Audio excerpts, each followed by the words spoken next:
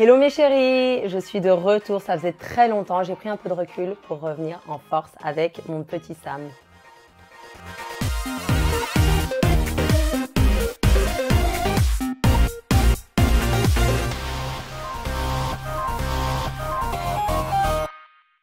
Anéia, bah oui, ça faisait un petit moment quand même qu'on s'était pas vu.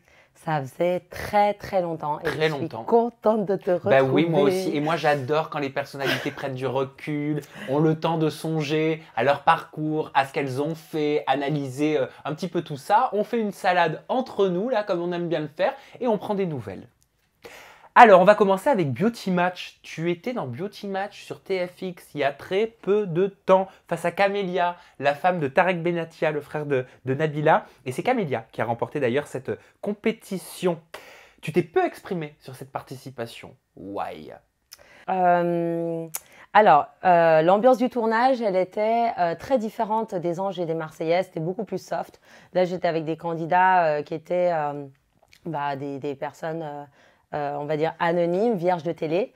Donc, il n'y avait pas ces clashs, ces rivalités qui sont où on est directement mis dans l'ambiance avec les Anges ou les Marseillais. Bah oui, pareil, tu t'es même fait censurer. Ouais, d'ailleurs, je me suis fait censurer et tout parce que j'ai pris de mauvais exemples de la télé, que quand on m'énerve trop, bah, je rentre dans le lard et c'est pas du tout l'objectif de Beauty Match. Et alors, elle est comment, la femme de Tarek Benatia? Elle est comment, Camélia? Elle est jolie déjà. Alors Camélia, elle est très jolie, elle est très gentille, il n'y a rien à dire là-dessus. Après, elle est un peu pestouille et elle mâche pas ses mots. Comme toi. Voilà. Alors, je ne sais pas si je suis peste. Je suis plutôt quelqu'un de franc et direct. Et en général, je vois bien les choses. Alors que elle, pour me dire que j'étais cucul la praline, au bout d'un moment, retourne le miroir contre toi et assume ce que tu es. Parce que voilà, c'est une fille qui est plutôt cucul la praline, alors que moi, je pense pas du tout. Enfin, je me sens pas du tout cucul la praline. Quelle connotation tu mets dans cette expression cucul la praline? Dedans, en fait, je sens. Enfin, c'est plus une fille, voilà, j'ai l'impression qui a été très entourée par sa famille, qui est un peu fleur bleue, qui est un petit peu peste, qui pique avec sa langue. Alors oui, peut-être ça, je l'ai, je m'en rends pas compte. Mais c'est juste que je dis ce que je pense. Par contre, je pense que j'arrive à bien analyser qui est qui. Là-dessus, par exemple, elle mettait des cols roulés à dentelle. Voilà, pour moi, ça, c'est une fille cucul à praline. Ah d'accord, donc... Qui parle comme ça. Donc si on parle, on a la voix un petit peu aiguë et on met des Voilà. cols... Claudine, hein, c'est ça? Non, Claudine, c'est comme ça. Et on met des cols avec de la dentelle, on est cucul la praline? Oui, c'est un peu ce côté cucu, enfin, comment dire? Ouais, c'est ça en fait, qui va boire du thé et manger des macarons avec ses copines, quoi. Ce côté très fleur bleue, très protégé. Donc que plutôt, moi, je suis un garçon manqué. Et l'entente avec les autres influenceurs, et avec Luffy, tiens, l'animatrice. Ouais. Bah, Luffy, on l'a pas trop vu, on lui a pas trop parlé à part pour la remise du prix. Donc, j'ai pas d'avis ni positif ou négatif dessus. Après, je pense que c'est une bosseuse, c'est une fille qui est sérieuse, qui sourit, qui a envie de bien faire les choses. Donc, je la respecte pour ça. Vous étiez rémunéré? On est rémunéré dans Beauty Match? Oui, on est rémunéré dans Beauty Match, évidemment, sinon je l'aurais pas fait. J'ai pas que ça à faire. Elle les cache.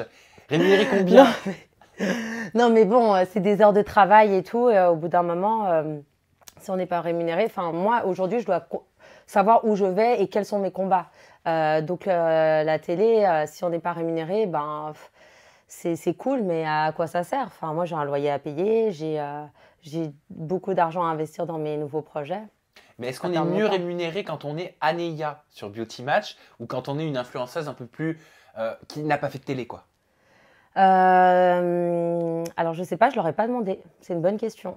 Ah ouais, tu vois, je t'ai donné envie de leur poser la question. Ouais, tu m'as donné envie. Mais après, je pense que voilà, il faut être malin, il faut négocier ses contrats, faut négocier aussi, faut connaître sa valeur, savoir ce qu'on peut apporter au programme. Honnêtement, Beauty Match, j'ai passé une super expérience. Honnêtement, même si on se tirait un petit peu dans les pattes, etc., c'était très soft en fait. J'ai pas eu de problème de clash ou de mésentente avec mes copines concurrentes.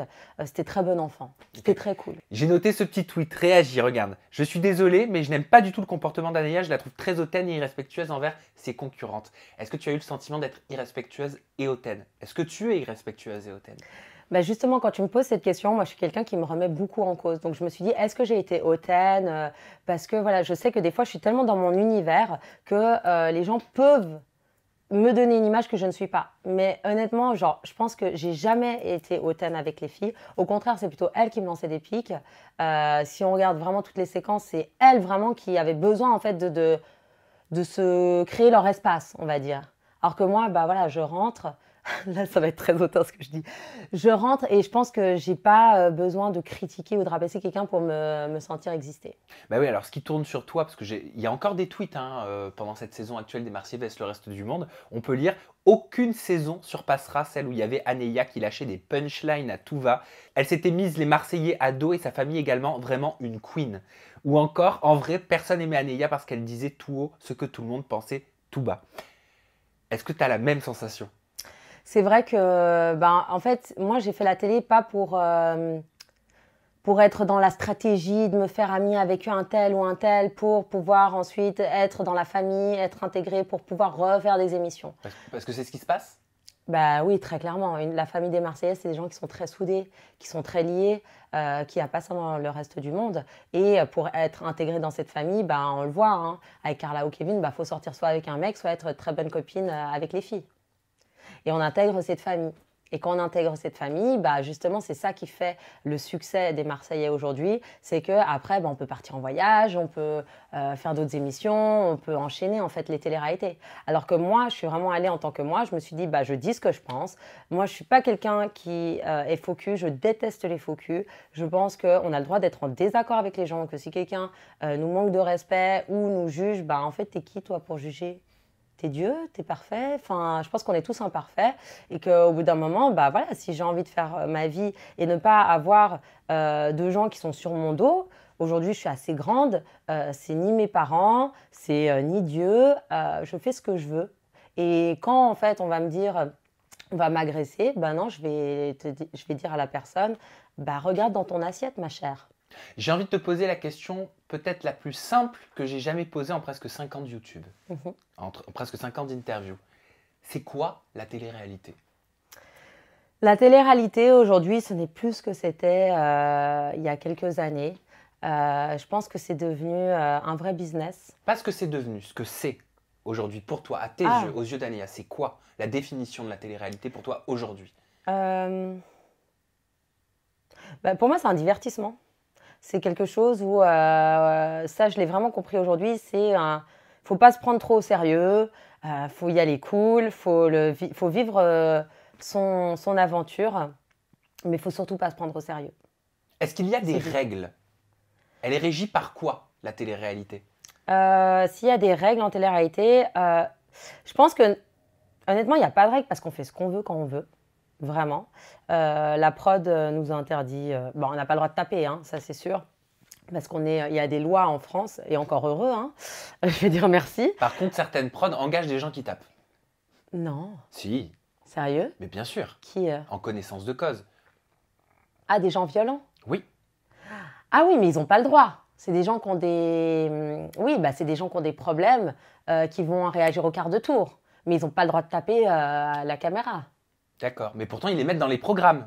Oui, alors pourquoi en fait? Alors c'est quoi plutôt le profil pour faire de la télé-réalité? C'est voilà, on est des gens très émotionnels ou on est un peu égocentrique ou voilà, on va être médiateur. C'est sûr qu'on a une caractéristique pour rentrer à la télé parce que il faut que ça tourne quoi. Il faut que the show must go on. Est-ce qu'il existe des règles pour perdurer, pour pouvoir enchaîner les télés? Je pense qu'il faut être soi-même et faut se faire des alliés. Et là, on peut enchaîner les télé-réalités. C'est-à-dire? Ou sinon être une chaudasse.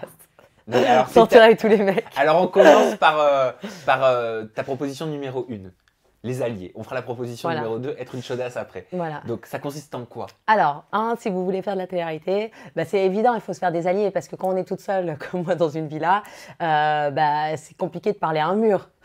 Donc, il faut faire des histoires, faut pouvoir se confier à des gens. C'est là où il faut se faire des alliés. Et après, avec les alliés, ben, vous pouvez faire des stratégies, vous pouvez faire beaucoup de choses. C'est comme dans la vie, tout seul, on n'avance pas. Mais qu'est-ce que tu mets comme connotation sous ce mot allié? Alliés, Allié amicalement, allié amoureusement, allié avec une production? Bah, si on a les trois, c'est parfait. Si on est allié avec la production, les amours et les amis, bah, c'est ça en fait qu'il faut. C'est comme dans la vraie vie. C'est comme de la politique.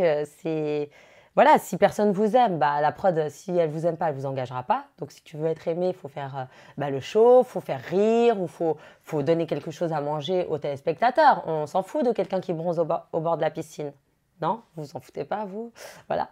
Donc, il faut faire des histoires. Les histoires, pour qu'elles se fassent, ben, faut avoir des alliés. Parce que tu vas dire à quelqu'un, bah, regarde, moi, je vais faire ça, aide-moi, ou couvre-moi, ou dis-le pas. Parfois, on a des coups qui sont très durs parce qu'on est sans nos familles, sans nos amis. Et quand on se retrouve dans une maison sans amis, sans famille, déjà, dans la vraie vie, quand tu n'as pas d'amis ou de famille, bah, tu fais comment? C'est très dur, donc imagine. Donc oui, après, il faut se faire des alliés pour faire des stratégies, pour pouvoir se confier, parler. Et même quand tu racontes tes histoires, bah, ça fait aussi des histoires dans la maison. Deuxième option, c'était être une chaudasse, tu nous as dit. Oui, alors être une chaudasse, je pense que ce qui marche le mieux, c'est comme dans les films, en fait, bah, je pense que c'est les histoires d'amour, parce que le public est friand de ça. Mais dans un film, c'est un scénario, c'est de la Ouais. fiction. Ouais. Non, bah là, il n'y a pas de scénario, il n'y a pas de fiction, mais c'est ce qui intéresse quand même l'audimat. C'est les histoires d'amour ou les disputes. Donc par rapport à ça, bah, c'est sûr que quand en fait on tombe amoureuse d'un mec ou il nous plaît, bah, on a toujours les caméras sur nous, on le voit. C'est ça qu'ils vont privilégier. Est-ce qu'on peut les instrumentaliser, ces caméras? Est-ce qu'on peut instrumentaliser en tant que candidat une production? Bah oui, tu fais ce que tu veux, il n'y a pas de règle. Si tu veux jouer un jeu ou avoir ton propre rôle, tu le fais, mais après c'est compliqué dans la tête. Est-ce que toi, tu l'as déjà fait à ton niveau? Non, jamais. Justement, moi, j'ai été très... il y en a beaucoup, je pense, qui s'inventent des rôles ou des vies. Moi, j'ai toujours été moi-même, j'ai toujours dit ce que je pensais. Pourquoi tu t'étais rapproché de Kevin? Parce que c'est vrai qu'il y avait Mathieu ou Kevin qui me plaisaient. Et Mathieu, il était très gentil et tout. Et c'est vrai que j'ai toujours été attirée un peu par les bad boys et que Kevin, il me faisait du rentre-dedans, que je voyais qu'il était dans le centre de l'attention, peut-être dans la famille des Marseillais.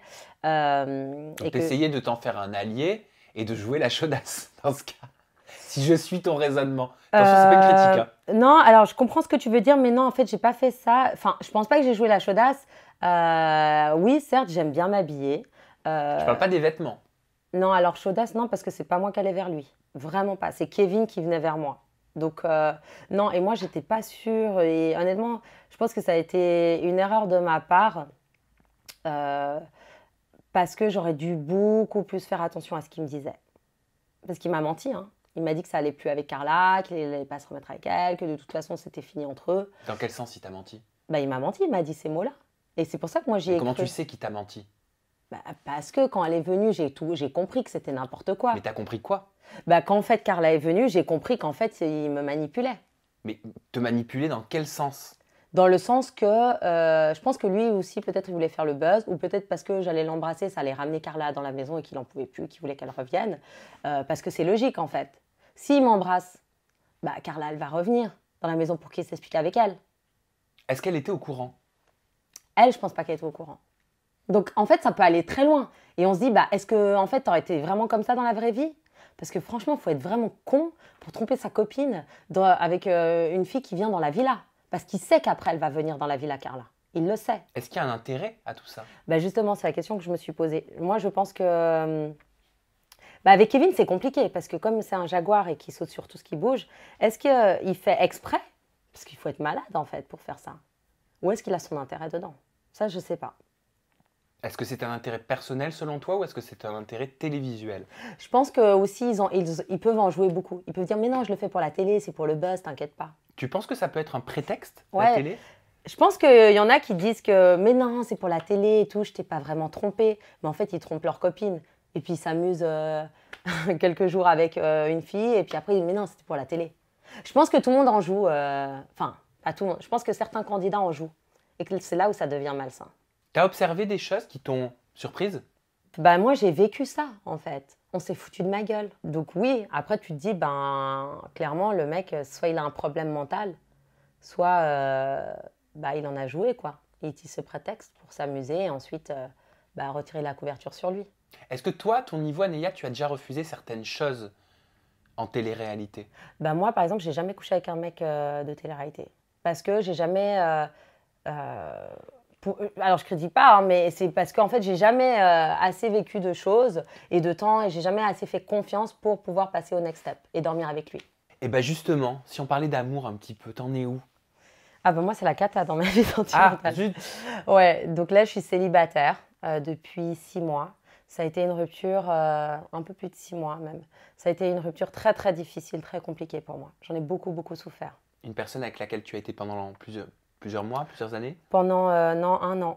Un an? J'étais avec cette personne pendant un an et c'est une personne qui m'a beaucoup apporté sur le plan de avoir confiance en moi, de recomprendre ben, voilà, qui j'étais, d'avoir ouais, vraiment me redonner confiance en moi parce que quand je suis sortie des Marseillais, franchement, j'en avais marre de tout.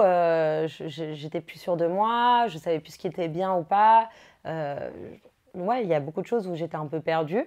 Et cette personne-là, avec son amour, elle m'a redonné la force que j'ai aujourd'hui. Hmm. Et ça s'est terminé pourquoi, sans indiscrétion?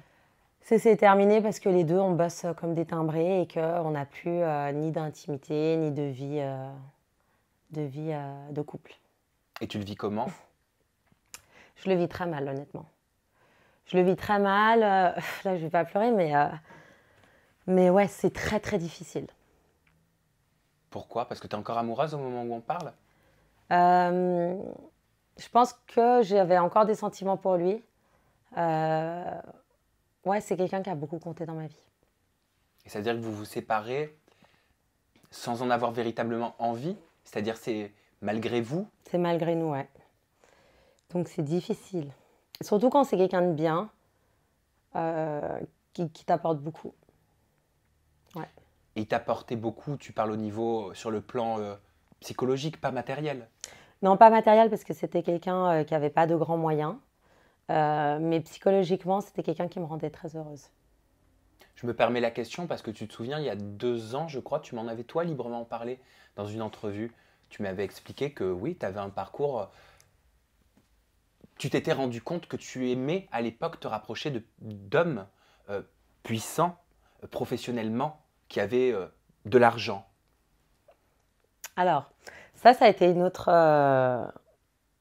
période de ma vie où quand je suis, oui, effectivement, pour moi, m'aimer, je pensais que c'était m'offrir des cadeaux, me donner. En fait, je pensais que c'était ça, me donner de l'attention. Et aujourd'hui, j'ai complètement changé mon système de valeurs euh, et j'ai compris qu'en fait, non, c'était le temps qu'on me donnait et le respect qu'on me donnait. Donner des cadeaux, Donner des cadeaux, c'est pas aimer en c'est fait. pas aimer, c'est pas forcément une marque, ce n'est pas une marque de respect s'il n'y a pas de respect derrière. Ouais, mais ça, ouais, c'est pas forcément une marque de respect. Après, moi, j'ai jamais été avec des hommes qui ne faisaient que m'entretenir. Par exemple, moi, mon ex, il a quand même aidé ma famille, mon frère. Il est toujours sous comme on dit, sous son bras. Il travaille avec lui aujourd'hui. J'ai construit des choses pour ma famille, pour moi. Euh, et en fait, on est toujours en bon terme. Est-ce que tu étais une michto, j'y vais cash? Parce que c'est ce Ouais. qu'on a pu lire sur les réseaux. Oui, parce que peut-être parce que les gens, c'est facile de juger quand on ne connaît pas. J'aurais pu être avec des très grands sportifs, des gens qui m'écrivaient, qui étaient extraordinaires. Et j'ai décidé d'être intègre, de continuer ma relation parce que justement, mon ex a fait beaucoup pour ma famille et moi. Et que si j'étais, je pense, comme on dit sur les réseaux, je pense que j'aurais fait n'importe quoi. Au contraire, j'ai des valeurs très fortes intérieures. Euh, je suis quelqu'un de très droit. Et en fait, certes, oui, je suis sortie avec quelqu'un d'aisé, mais c'est pas parce qu'on sort avec quelqu'un d'aisé, en fait, qu'on est forcément une michetonneuse. C'est une personne que j'ai aimée de tout mon cœur, qu'aujourd'hui, je suis en très bon terme avec lui. Voilà. Je pense qu'une michetonneuse, déjà, il faut revoir la définition. C'est quand on est avec quelqu'un, qu'est-ce que ça veut dire? Pour moi, une michetonneuse, c'est une personne qui est avec quelqu'un qu'elle n'aime pas, et où elle ne se respecte plus elle-même. Parce que la personne, elle va pouvoir en faire ce qu'elle veut de cette personne avec l'argent. Alors que moi, on ne tient pas par l'argent. Moi, je devais me marier avec cette personne. Je l'ai quittée parce que justement, à la fin, au bout de 2 ans, c'est une personne en fait qui faisait tellement pour moi que je ne pouvais plus exister. Et j'ai eu le courage de quitter ma vie d'avant, comme je te l'ai expliqué en interview. Donc mes jets privés, mon personal shopper, mon appartement de 150 mètres carrés avenue Foch, ma vie, mes sorties, mes bijoux. Enfin, j'ai tout quitté parce qu'en fait, j'ai compris que j'étais arrivée à la fin de cette relation, que cette personne-là, je ne partageais plus rien avec elle et qu'aujourd'hui, j'avais besoin de me développer par moi-même. La vie, pour moi, c'est pas avoir le plus d'argent possible. C'est comment tu vas nourrir ton âme et qui, en fait, dans 10 ans, je vais être.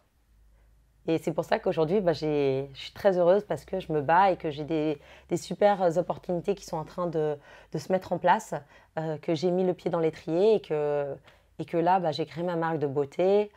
J'ai créé d'autres projets aussi avec des filles qui s'appellent The Working Dolls, donc où j'accompagne en fait des filles de banlieue qui ont un talent à faire justement des activités et à avoir justement ce groupe de filles pour faire des vide dressing. On a organisé des ventes de beauty products pour se faire aussi de l'argent. Là, on est aussi marraine pour une association qui a été sponsorisée par L'Oréal et Etam pour les violences conjugales faites à l'égard des femmes. Donc ça m'aide aussi moi à avancer dans mes projets et en même temps, j'aide d'autres filles à croire en elles, à comprendre ce que c'est le travail, à se défoncer en fait dans le travail, dans les projets et se soutenir mutuellement. On va en parler en détail justement de cette marque de beauté Aneya Beauty. Et comme on commence à évoquer la beauté, il y a quelques temps, sur les réseaux sociaux, tu t'en étais pris à une influenceuse beauté dont tu n'as pas révélé l'identité. Tu avais dit, ça m'énerve cette hypocrisie, des gens qui se croient au-dessus des candidats de télé-réalité. Ne critique pas les gens de la télé en disant que tu es experte beauté et que tu as plus de crédibilité à vendre des produits, car en fait, tu vends les mêmes produits de merde. Tu devrais fermer ta bouche parce que ça te décrédibilise encore plus, ma chérie. Ouais. Tu parlais de qui? Alors là, je parlais de Sananas parce qu'elle critiquait en fait les gens de télé-réalité, comme quoi on faisait des placements de produits à tout va. Alors certes, elle n'a pas tort, mais elle fait quoi? En fait, elle fait les mêmes placements de produits que les candidats de télé-réalité. Les mêmes produits? Les mêmes produits, la même marque.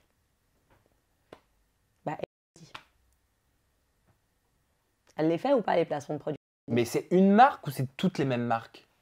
En tout cas, c'est quand en fait elle avait dit ça, moi j'avais vu ce post-là. D'accord. Et c'est ça qui t'avait fait écrire ce texte? Oui. C'est ça qui m'a fait écrire ce texte parce que au bout d'un moment, quand tu fais la même chose que les autres, tu ne critiques pas. Surtout, enfin voilà, c'est des produits qui ne sont pas forcément de très bonne qualité, on va dire. Et quel message tu voulais faire passer? En fait, le cerveau est très intéressant. Et cette fille-là, donc cette blogueuse, elle a critiqué en fait les gens de télé-réalité comme quoi ils faisaient du placement de produits. Mais si tu veux critiquer, tu dois être irréprochable, je pense. Surtout quand tu fais des placements de produits qui sont pour les mêmes marques que les gens de télé-réalité, n'est-ce pas? Donc par rapport à ça, c'est là où j'ai en fait lancé mon commentaire. J'ai dit mais en fait, tu fais exactement ce qu'ils font, donc pourquoi tu parles? Pourquoi tu juges en fait? Tu as dit aussi en parlant des placements de produits, j'en ai fait des placements de produits après la télé, mais j'ai arrêté parce que je trouvais que c'était de la merde, que ça puait.